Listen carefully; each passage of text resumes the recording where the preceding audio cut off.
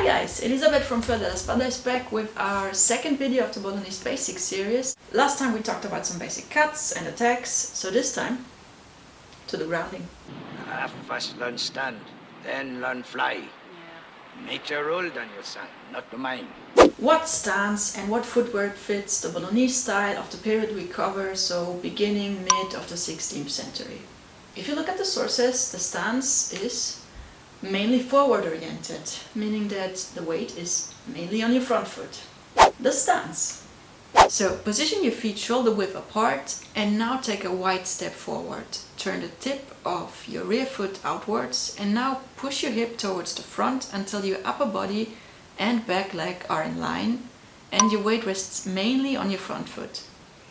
Activate the muscles in your core to balance your upper body. You should feel a slight tension there.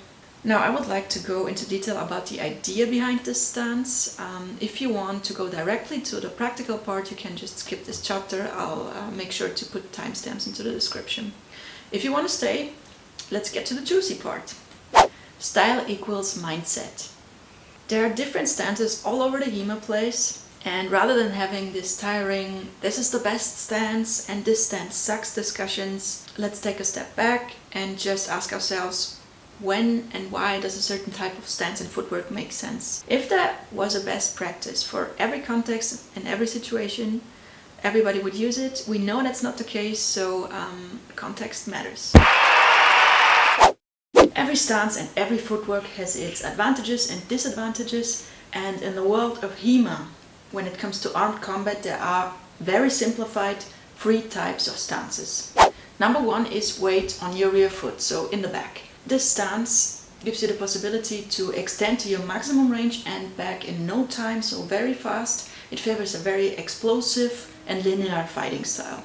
The disadvantages are that since your weight is on your back foot, you favor movement towards that direction but not towards other directions. So compared to other stances, you will have more trouble stepping outside of line, walking circles, or for example moving constantly forward into a direction. Number 2 is weight in the middle, as you can see with many longsword fences, for example. It's kind of a midway, so you are swiftly able to move into any direction. The advantages of the other stances are still there, but reduced. Now, one of the disadvantages, in my opinion, is that in fact you do not put your weight into any direction to favor movements towards it. So that's one, and the second one is that you do not build up a lot of initial tension and therefore, in my experience, tend to collapse more easily, for example when under pressure. Number 3 is weight on the front foot, as in Bolognese style, for example. Now, you need a lot of core tension for this type of footwork and stance, because not only is your weight on your front foot, but also your upper body is directed forward. This gives you a great advantage when it comes to applying pressure, moving forward or stepping outside of line. But it also means, on the other hand, that if for any reason you need to fight in a more reactive or defensive mode, this is probably not the stance of choice. It favors a forward-oriented and rather aggressive fighting style. Now probably you will ask, well, but did they really have their weight on the front foot 100% of the time? No. There is evidence in the sources that the stance could also be backwards. If you look at the coda longa distesa with the spadone, the two-handed sword, for example, you can also clearly see in the pictures in Marozzo's Opera Nova that your feet can be shoulder width apart but also in line. So there is a variation, obviously, but if we practice, we have to concentrate on certain points. And I think that a forward-oriented stance and footwork is one of the unique selling points of Bolognese style. So that's the one I would focus on in my training. Also, the forward-oriented stance fits the source texts and the techniques represented there. So if you want to stay within Bolognese style and you really intend to explore all of its possibilities, I suggest the following 3 goals for your training when it comes to footwork. 1, you should be able to use the forward-oriented stance at any time. 2, you should be able to maintain it during a training session, during sparring, even when under pressure. Number 3, on long terms, you should try to make yourself familiar with a more aggressive and forward-oriented fighting style. So using a lot of stepping out of the line, different angles, and moving forward, applying pressure to your opponent. Please note the following. Applying pressure on your opponent does not equal going recklessly for double hits. Just in case anyone wondered. Okay, enough fighting philosophy, now let's get to the practical part. Practice the stance. To practice the stance and first of all the tension in your core, I suggest the following movement, and that's the cambio di piede. So the change feet movement that we already mentioned in other videos. And that's a great exercise to concentrate on the muscles in your core and on the tension there that you need. You're in your Bolognese stance, you bring your front foot backwards, and then, only then, the back foot steps forward and not the other way around. Use the tension in your core to make it an explosive movement and to make your upper body move as little as possible while staying forward oriented. Also, watch out for your feet and knees to point forward towards your target.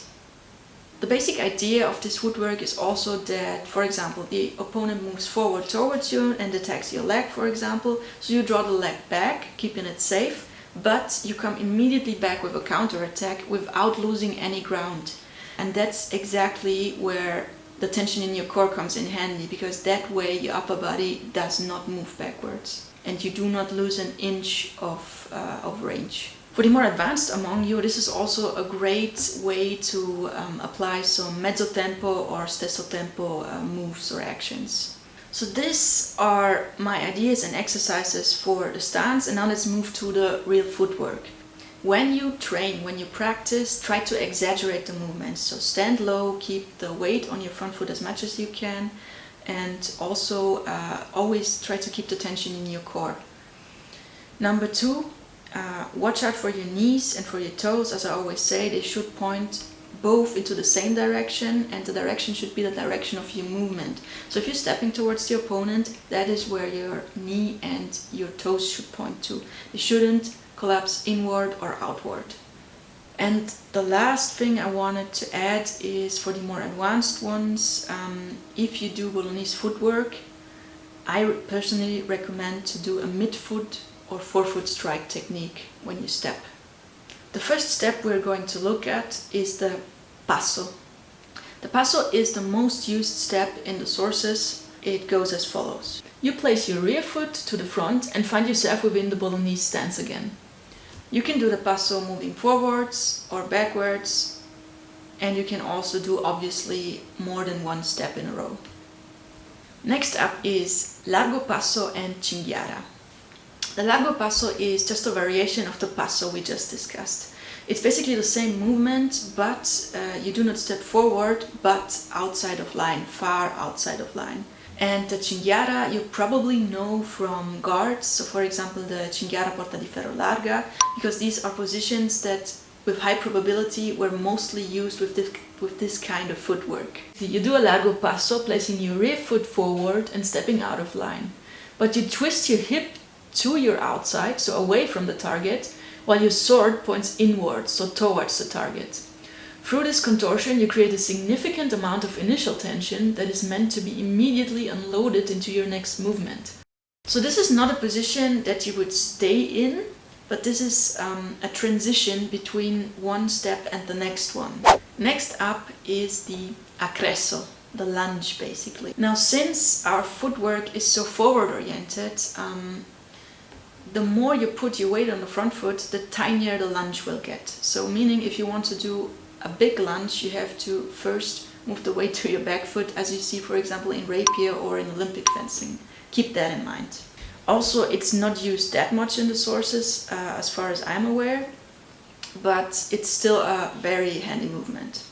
You can exercise the lunge combining it with a cambio di piede, for example. So do a cambio di piede, lunge, another cambio di piede, lunge, and so on. Now I wanted to say something about how to lunge, because as I said before, it makes quite a difference that our weight is on our front foot. But within the world of fencing, especially Olympic fencing, there seem to be two types of lunges and two teams of people behind them, and they kind of make a religion out of the question which one is the best or which one is the only true form, and so I just wanted to give you a quick insight on that. Option A means your rear foot stays where it is. Alternatively, you can also go on your tip and drag the foot along, but the point is that your sole, or at least part of it, stays on the ground. Option B, you drag the rear foot along by tripping it over. This way you can travel greater distance but are less controlled than in option A. Also, when using option B, you will travel the greater distance, as I mentioned earlier, only if beforehand you transferred your weight first to the back foot and then do the lunge. Now, after taking a look, trying out both options and also having a brief discussion about it with a physiotherapist, I think I can tell you the following for now. Both options are completely fine. The only thing that maybe if you're a trainer or a coach you should keep in mind is the fact that with option B, the risk of tripping over and twisting your ankle increases, obviously. And if you're working with beginners or with people that do not have very strong knees and ankles, and from my experience that is kind of a weak point of many people nowadays, it's probably really important to keep that in mind. Now, I personally would recommend option A anyways for Bolognese style, because we have our weight on the front foot, so we don't need these very far lunges, and 2, we want to stay compact and flexible. Also, I think it looks better. The last step I wanted to show you is the, let's call it Caccio. Sometimes the authors in the sources write something like your rear foot hunts your forefoot onward, or something similar. That's why we within the club started to call this step il caccio, because in Italian la caccia is the hunt. And what happens is basically you are in your fencing stance, your back foot starts to movement, you place it just behind your front foot, and only then your front foot starts to move. So your back foot hunts your front foot forward. You can do this step moving forward, but also moving backwards. But in this case, your front foot starts the movement. Combinations. You can obviously come up with all kinds of combinations, and just to give you an idea for possible training or exercises, you could make it a partner or a group exercise. Everybody grabs a sword. There's one person standing in front of everyone else with the sword in coda longa e stretta or porta di ferro stretta. Important that your tip points towards the opponent, and then you have various options to choose from. The person can do a passo moving forward or backwards, meaning that everyone else has to follow, maintaining the distance. So if the person steps backwards, they follow stepping forward, and vice versa. The next action he can choose from is to lower his sword, so to lower the tip down into coda longa e larga or porta di ferro larga, and that means that everybody else has to do a lunge with an attack. Can be, a cut or a thrust. And a third possible action that he can choose from could be an attack towards the leg. So basically he does, for example, a mandritto or reverso tondo towards the leg, and everybody has to react by doing a cambio di piede, so bringing back their front foot, keeping it safe, letting the blade pass, and then coming back.